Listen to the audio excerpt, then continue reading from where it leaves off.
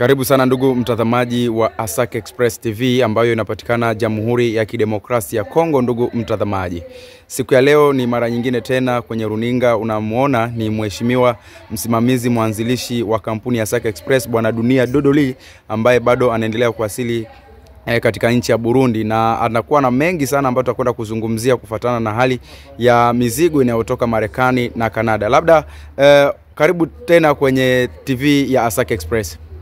Asante sana bwana mwandishi. Labda siku ya leo una ujumbe gani zaidi ambao unakwenda kuambia watazamaji pamoja na wale ambao wanakwenda kuchukua kutuma mizigo yao? Ndio, kitu ambacho nataka kusema ni kwamba mizigo tunaendelea kupakiza. Sasa hivi tunaenda Marekani kupakiza container ambayo itapakiliwa mwezi kesho, mwezi wa 5 kwenye tarehe 15 mpaka tarehe 30 katikati hapo ya mwaka wa 2025 ndo tutapakiza hiyo container. Kwa hiyo mwezi wa 5 ya mwaka wa 2025 tunatarajia kupakiza container nyingine ya kutoka upande wa Chicago na kuja upande wa Afrika. Na kufuatana na container hii ambayo tayari imeshawasili, labda watu mpaka sasa hivi wategemee nini? Ndio, watu, kuna wateja ambao wanasumbua sana. Kuna wateja wenye hawaelewi hali ya kutumika kwetu, ingalau tumeshatumika nao miaka mingi au mara mingi. Shida inakuja ya kwamba tukiwaambia tunaacha nusu ya pesa kwao kulingana na ile ambayo inaambiwa pesa ni nyingi walipe nusu, lakini wenyewe wanachukulia tutalipa pesa mizigo ikifika, na hiyo inatusumbua sana, inatuchelewesha. Kwa hiyo kuna mabadiliko makubwa. Wale ambao hawajalipa mpaka hivi wasishituke, wataona bills ambazo zitaenda kwenye itapanda. Kama ni mtu alikuwa anadaiwa $500, atalipa $650 mpaka $700 kwa wale ambao hawajalipa mizigo yao. Kwa nini? Kwa sababu na sisi tumepata penalty ambazo mizigo kawia njiani, wenye magari wametuchaji na wenye maserikali tuchaji kwa sababu mizigo yetu kukawia njiani. Kwa hiyo facture itarudi kwa clear wale wenye hawajalipa mpaka sasa hivi.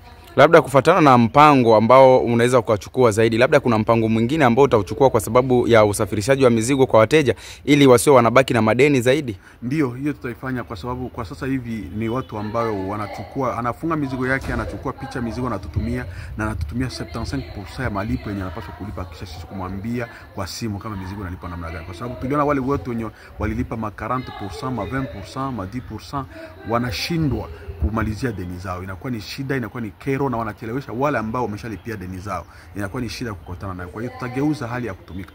Na sasa hivi labda kuna watu ambao walikwenda kuuliza style ambayo ilikwenda kufanywa hapa Burundi, kwa sababu watu wanaanza kufikiria labda kampuni imehamia zaidi sana Burundi na ilikuwa ni kufungua mizigo. Watu waliuliza kwa nini vitu vyao, je, vitakuwa vipo salama au itakuwaje zaidi upande huo? Je, hali hiyo itaendelea au ni siku moja ambayo iliyofanywa tu na serikali ya Burundi? Hapana, kama tutakuwa hali ya nyumbani ambako tunajua kwenye kuko headquarter ya Asake Express pale Uvira, kama hali itaendelea kuwa vile, na maana bado container nyingi tutashushia hapa Burundi. Na watu wasiogope. Hali ya Burundi ya kushusha nayo pia kuna security. Upango ule ambao tuko tunatumia ni upango wa serikali, na uweze kuingia mtu ovyo ovyo. Ni watu ambao waliruhusiwa na serikali kushusha. Na sisi tulikuwa na watu karibia 5 au 6 pale, watu wetu wa Asake Express ambao tuko nao usiri wenyewe walikuwa nafuatilia kila mzigo kufunguliwa, wanakuwa na security ya kusema kwa mizigo isiguswe ndani au isiibiwe. Lakini watu wetu nao wanakuwa na matatizo ya kupakia. Wanapakia vitu ndani ambayo hatujui, masimu, manini, wengine wanatia vyuma mbalimbali ndani ya mabox na hawavitie vizuri. Kama unachukua simu unatia tu kwa juu, watu wanapea attention haraka. Kama unatia simu kwenye mzigo wako au tablet kwenye mzigo wako, fanya ufunge vizuri na utie katikati ya box, kwa sababu box ni kubwa na lina nguo. Hasa ukitia simu tu wazi juu, wanapea attention. Serikali zote za huku simu ni kitu kikubwa kwao, na wanachaji yake pesa mingi sana. Kinatufanya sisi Asake Express kupoteza pesa, kwa sababu tunalipiwa ushuru wa nguo pembeni, ushuru wa viatu pembeni, na ushuru wa simu pembeni. Kwa hiyo na ushuru wa simu unakuwa na bei kubwa. Na kufuatana na kazi ambayo inaendelea sasa hivi, ni sehemu gani na sehemu gani? Kwa sababu kule pia kuna maswali mengi ya watu ambao wanakwenda kuuliza kwa sababu ya kusafirisha mizigo yao. Huko Marekani ni sehemu gani na sehemu gani sasa hivi ambapo mtaendelea kuongoa mizigo? Sasa hivi stari ambao tuko kwao kwa sasa hivi kwa kusanyisha mizigo, ni mizigo ilishakusanyishwa karibia 70 à 80%. 70 to 80% imeshakusanyishwa. Kwa hiyo tunaenda kutafuta ni 20% only, na hiyo tutapita upande wa Chicago, tutapita upande wa Tennessee, tutapita upande wa Oklahoma, tutapanda na upande wa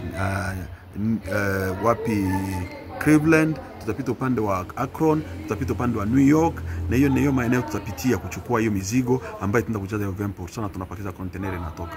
Na baada ya hapo ni mpango gani mwingine ambao umeandaa kwa kampuni ya Asake Express? Baada ya kutambia watu tena kwenye magrupe zetu ya kwamba wajiabone, waingie kwenye magrupe, wafate channel yetu na tufuatilie mipango mipya, lakini tutapakiza container angalau mwaka huu tutapakiza container 3 au 4.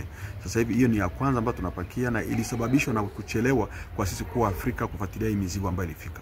Ujumbe kwa wale wote ambao wanakwenda kutuma mizigo yao pamoja na watazamaji? Ujumbe ni kwamba muendelee kufuatilia watu wenu wa mahali. Ukienda Bowling Green kunakuwa kuko mzee kochi hapo na ndo mwenye iko Louisville. Ukienda upande wa Greensboro kuna Pastor Alonda hapo, mkontakte Pastor Alonda mwambie na mizigo yako. Ukienda upande wa Asani bwana iko hapo, ni Charlotte iko hapo.